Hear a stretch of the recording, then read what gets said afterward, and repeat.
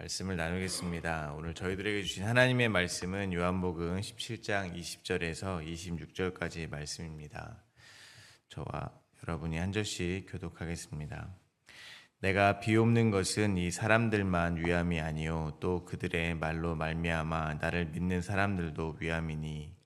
아버지여, 아버지께서 내 안에 내가 아버지 안에 있는 것 같이 그들도 다 하나가 되어 우리 안에 있게 하사 세상으로 아버지께서 나를 보내신 것을 믿게 하옵소서. 내게 주신 영광을 내가 그들에게 주었사오니 이는 우리가 하나 된 것 같이 그들도 하나가 되려 함이니이다. 곧 내가 그들 안에 있고 아버지께서 내 안에 계시어 그들로 온전함을 이루어 하나가 되게 하려 함은 아버지께서 나를 보내신 것과 또 나를 사랑하신 같이 그들도 사랑하신 것을 세상으로 알게 하려 함이로소이다. 아버지여, 내게 주신 자도 나 있는 곳에 나와 함께 있어 아버지께서 창세 전부터 나를 사랑하심으로 내게 주신 나의 영광을 그들로 보게 하시기를 원하옵나이다. 의로우신 아버지여, 세상이 아버지를 알지 못하여도 나는 아버지를 알았사옵고 그들도 아버지께서 나를 보내신 줄 알았사옵나이다. 함께 읽겠습니다. 내가 내가 아버지의 아버지의 이름을 이름을 그들에게 알게 하였고 또 알게 하리니 이는 나를 사랑하시 사랑하신 사랑이 그들 안에 있고 나도 그들 안에 있게 하려 함이니이다. 함이니이다. 아멘. 예수님은 잡히시기 전에 제자들에게 말씀을 마치시고 하나님께 기도를 드렸습니다. 예수님은 먼저 아들로 아버지를 영화롭게 하시기를 기도하셨습니다. 그리고 예수님께서 하나님이 주신 말씀을 제자들에게 주었고 제자들은 이제 하나님이 예수님을 보내신 것을 믿었다고 기도하셨습니다. 그러므로 제자들은 모두 아버지의 것이며 다만 이 세상의 악에서 악에 빠지지 않고 진리로 거룩하게 하여 주시기를 간구하셨습니다. 오늘 본문에서 예수님은 예수님을 믿는 자들이 서로 하나가 되기를 간구하십니다. 오늘 본문은 두 문맥으로 나누어 묵상하도록 하겠습니다. 첫 번째 문맥입니다. 첫 번째 문맥은 20절부터 23절입니다. 예수님은 제자들뿐 아니라 제자들로 말미암아 예수님을 믿게 될 모든 성도들을 위하여 기도하십니다. 두 번째 문맥입니다. 두 번째 문맥은 23절부터 26절입니다. 예수님은 성도들이 예수님이 계신 곳에 함께 있고 하나님 아버지가 예수님께 주신 영광을 보게 되기를 기도하십니다. 첫 번째 문맥입니다. 먼저 20절입니다. 내가 비옵는 것은 이 사람들만 위함이 아니요 또 그들의 말로 말미암아 나를 믿는 사람들도 위함이니. 제자들을 위한 중보기도는 제자들을 통하여 자신을 믿게 될 미래의 성도들에게 향하고 있습니다. 유대인뿐 아니라 이방인인 저희들까지 모든 성도들을 향한 중보기도입니다. 교회를 다니다 보면 기도를 잘 하신다는 분들을 소개받을 때가 있습니다. 그러면 사람들은 그분에게 기도를 받기 위해서 찾아가고는 합니다. 사람들이 스스로 기도해도 아무 상관이 없는데 굳이 그러한 분들을 찾아가는 이유가 무엇이겠습니까? 그 기도의 제목이 응답되기를 간절히 바라기 때문일 것입니다. 기도의 응답이 절실하기 때문에 시간을 내서라도 그러한 분들을 찾아가는 것입니다. 그런데 그러한 중보기도를 해주시는 분이 예수님이라면 어떻게 되겠습니까? 그 기도의 응답은 두말할 것 없이 이루어질 것입니다. 또한 사람들이 서로 기도할 때는 자기의 육체의 정욕과 탐심에 따라 기도하는 것일 수 있습니다. 그러나 예수님의 기도 제목은 그럴 수 없다는 것입니다. 언제나 하나님 아버지가 원하시는 일이 이루어지기를 예수님은 기도하신다는 것입니다. 그러므로 예수님의 중보기도는 기도하시는 즉시 응답된 것이라고 보아도 무방할 것입니다. 그렇게 예수님은 이 땅에 남겨질 제자들을 위해서 하나님 아버지께 기도하셨습니다. 그런데 그 기도의 대상이 제자들뿐만 아니라 제자들로 말미암아 예수님을 믿게 될 사람들에게까지 확대가 된 것입니다. 저희들과 같은 성도들입니다. 그러므로 저희를 향한 예수님의 중보기도는 반드시 이루어질 것입니다. 21절입니다. 아버지여, 아버지께서 내 안에 내가 아버지 안에 있는 것 같이 그들도 다 하나가 되어 우리 안에 있게 하사 세상으로 아버지께서 나를 보내신 것을 믿게 하옵소서. 저희를 향한 예수님의 기도 제목의 그 첫 번째는 모든 성도들이 하나가 되는 것입니다. 그것도 성부 하나님과 성자 예수님과 연합과 같은 정도의 연합을 말하는 것입니다. 이는 단순하게 사이좋게 잘 협동해서 싸우지 말고 잘 지내라 정도가 아닐 것입니다. 예수님은 하나님 아버지를 보여달라는 빌립에게 다음과 같이 말씀하셨습니다. 요한복음 14장 9절입니다. 예수께서 이르시되 빌립아 내가 이렇게 오래 너희와 함께 있으되 내가 나를 알지 못하느냐 나를 본 자는 아버지를 보았거늘 어찌하여 아버지를 보이라 하느냐. 예수님과 하나님이 하나가 되신 것은 아버지의 뜻을 아들이신 예수님께서 온전히 이루시는 것으로 하나가 된 것입니다. 그러므로 예수님이 행하시는 모든 일과 모든 말은 예수님 아버지의 뜻을 벗어난 것이 하나도 없다고 하시는 것입니다. 그래서 예수님은 빌립에게 자기의 말을 믿지 못하겠거든 자기가 행한 일들을 보고 하나님을 믿으라고 했던 것입니다. 그러므로 각 성도 개인으로서의 교회들이 예수님이 그러하셨던 것처럼 하나님 앞에서 자기의 뜻은 완전히 부인되고 하나님 아버지의 뜻을 이루어갈 때 교회는 하나가 될 수가 있는 것입니다. 에베소서 1장 21절부터 23절입니다. 모든 통치와 권세와 능력과 주권과 이 세상뿐 아니라 오는 세상에 일컫는 모든 이름 위에 뛰어나게 하시고 또 만물을 그 발 아래 복종하게 하시고 그를 만물 위에 교회의 머리로 삼으셨느니라. 교회는 그의 몸이니 만물 안에서 만물을 충만하게 하시는 이의 충만함이니라. 에베소서에서는 예수님께 모든 권세와 능력과 주권이 있다고 말씀하고 계십니다. 예수님의 이름은 모든 이름 위에 뛰어나시고 만물은 예수님의 발 아래 복종하게 되었다고 말씀하십니다. 그리고 예수님을 교회의 머리로 삼으시고 교회는 예수님의 몸이 되었다고 하십니다. 그러므로 저희가 하나 되는 것은 저희의 권세와 능력과 주권을 예수님의 발 앞에 내려놓을 때 비로소 가능한 것입니다. 각자가 머리를 주님께 내어드리고 예수님께서 저희 머리가 되셔야 하나가 되는 것이 가능한 것입니다. 예수님께서 그렇게 저희가 완전히 부인되기를 예수님이 하나님과 동등됨을 취하시지 아니하시고 십자가에서 죽기까지 순종하신 것처럼 하나님께 순종하기를 기도하신 것입니다. 그렇게 그리스도 안에서 모든 교회가 하나가 되어질 때 세상이 예수님을 믿게 될 것이라고 말씀하고 계십니다. 잘 아시는 바와 같이 요한복음의 저자가 세상이라는 단어를 쓸 때는 그 뜻이 그 대상이 둘로 나누어집니다. 첫 번째 의미는 택한 백성들을 말합니다. 요한복음 3장 16절입니다.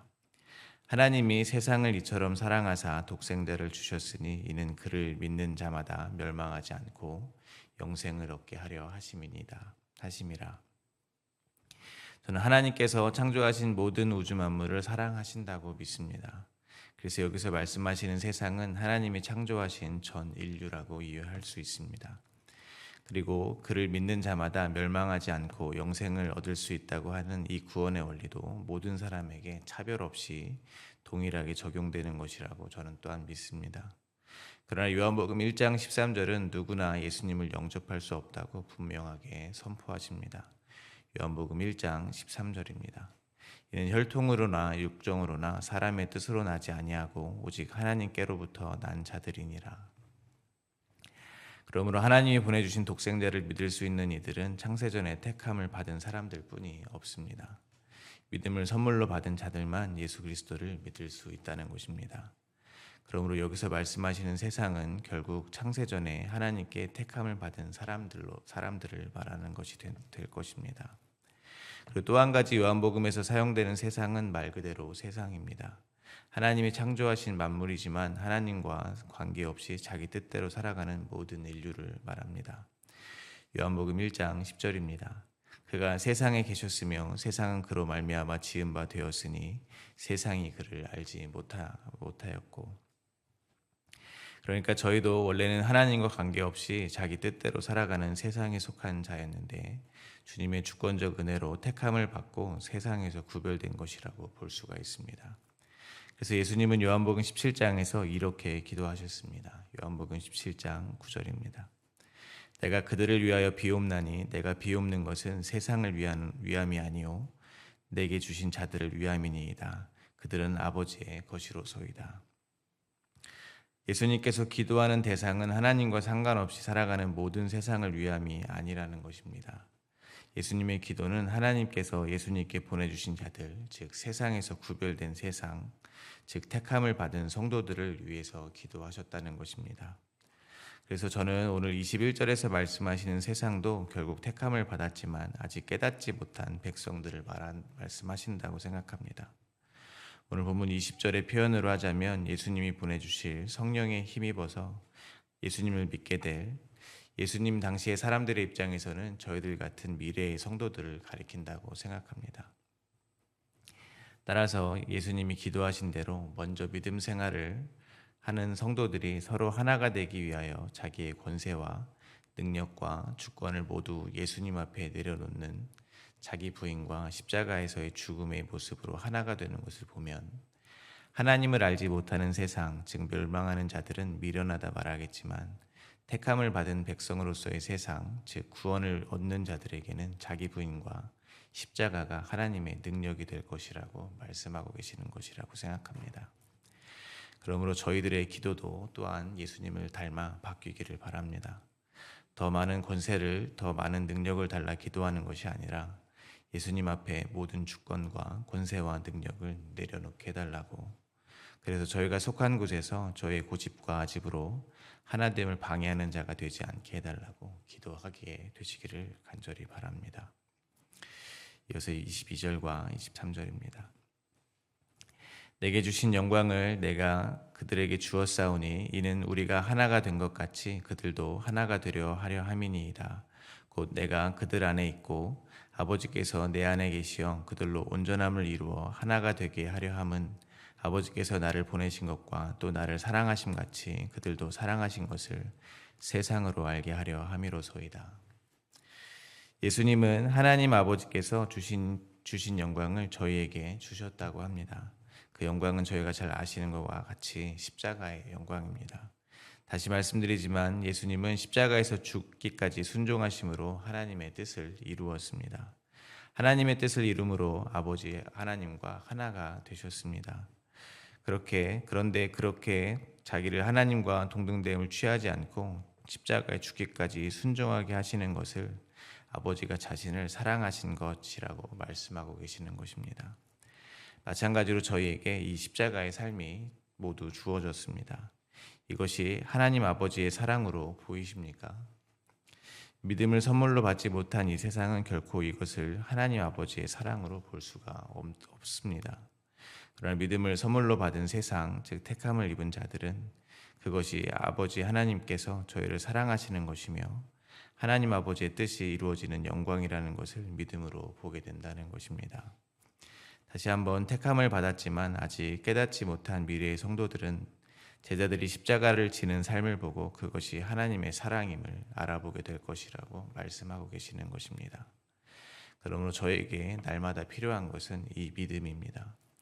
솔직하게 잘 안 보이기 때문입니다. 자기를 부인해야 겨우 견딜 만한 상황으로 밀고 가신 하나님이 원망스러울 때가 더 많기 때문입니다. 십자가를 지는 삶이 아버지 하나님의 사랑으로 보이지 않고 징계요, 질책으로 느껴지기 때문입니다. 그래서 저에게 더욱 필요한 것이 믿음이라는 것입니다. 그래서 십자가를 지는 그 삶이 아버지의 사랑으로 보이게 되기를 간절히 바랍니다. 아버지께서 저희를 사랑하시기 때문에 허락하신 삶으로 자기 부인의 삶과 십자가 지는 삶이 그렇게 보이게 되기를 간절히 소망합니다. 두 번째 문맥입니다. 두 번째 문맥인 24절부터 26절을 묵상하면서 저는 예수님께서 잡히시기 전에 다시 한번 하나님의 백성들을 구원하시기 위해서 십자가를 지시기까지 하나님 아버지께 순종하시기를 다짐하는 듯한 마음을 느꼈습니다. 먼저 24절입니다. 아버지여 내게 주신 자도 나 있는 곳에 나와 함께 있어 아버지께서 창세전부터 나를 사랑하심으로 내게 주신 나의 영광을 그들로 보게 하시기를 원하옵나이다. 예수님께서 기도하십니다. 아버지께서 예수님께 보내주신 자들, 즉 모든 성도들을 예수님이 계신 곳에서 예수님과 함께 있게 해달라고 기도하고 계십니다. 예수님이 지금 어디에 계십니까? 육적으로는 제자들과 함께 만찬하시는 곳에 계십니다. 그곳은 마가의 다락방으로 알려져 있지만 성경에는 정확하게 기록되어 있지는 않습니다. 그러므로 성도들을 육적인 의미의 예수님이 계신 곳으로 부르시는 것은 아닐 것입니다. 그럼 예수님께서 영적으로는 어디에 계십니까? 오늘 본문 21절에서 말씀하신 바와 같이 하나님 안에 거하고 계십니다. 따라서 예수님의 기도는 먼저는 예수님께서 십자가에서 죽으시고 부활하시어 승천하시고 하나님 아버지와 함께 하시는 하나님 나라의 모든 성도들이 결국에 함께 하기를 기도하시는 것입니다. 그러나 영적으로 이미 이 세상에 임하여 있는 하나님 나라, 즉 모든 성도들이 이 세상에서 하나님 아버지 안에 거하게 되기를 기도하고 계시는 것입니다. 쉽게 말하면 저희가 이 세상에 살지만 하나님의 통치 아래 살기를 기도하고 계시는 것입니다. 하나님의 말씀을 따라 살게 되기를 기도하고 계시는 것입니다. 왜냐하면 하나님의 나라는 하나님의 통치가 임한 곳이기 때문입니다. 따라서 저희는 예수님의 기도에 의해서 지금 하나님의 통치 아래 살고 있다는 말이 또한 될 것입니다. 그래서 저희는 마음대로 못 사는 것입니다. 저희는 마음대로 세상의 방식대로 못 살게 되는 것입니다. 주님이 저희를 다스리고 계시기 때문입니다. 그 삶은 첫 번째 문맥에서 나누었듯이 자기 부인이며 십자가 지르는 삶입니다. 그런데 그 삶이 하나님 아버지가 저희를 사랑하는 것이며 영광이지만 아직 육을 입고 있는 저희는 다시 한번 말씀드리지만 사랑이요 영광으로 잘 안 보인다는 것입니다. 그래서 예수님이 아버지께서 내게 주신 나의 영광을 그들로 보게 하시기를 원하옵나이다 라고 중보 기도해 주시는 것입니다. 따라서 세상의 기준으로 미련해 보이는 저희들의 삶의 모습이 하나님의 지혜로 보이게 되기를 다시 한번 소망합니다. 세상의 관점으로는 주권을 주장해야 마땅합니다. 권세를 부려야 마땅하고 능력을 과시해야 유능한 사람입니다. 그러나 그러한 상황에서 난 2000년 전에 예수 그리스도와 함께 십자가에서 죽었고 이제 내가 사는 것은 내 안에 살아계신 그리스도가 사는 것이라 고백하며 남을 나보다 높이는 그 삶이 영광으로 보이게 되기를 간절히 소망합니다. 25절과 26절입니다. 의로우신 아버지여, 세상이 아버지를 알지 못하여도 나는 아버지를 알았사옵고 그들도 아버지께서 나를 보내신 줄 알았사옵나이다. 내가 아버지의 이름을 그들에게 알게 하였고 또 알게 하리니 이는 나를 사랑하신 사랑이 그들 안에 있고 나도 그들 안에 있게 하려 함이니이다.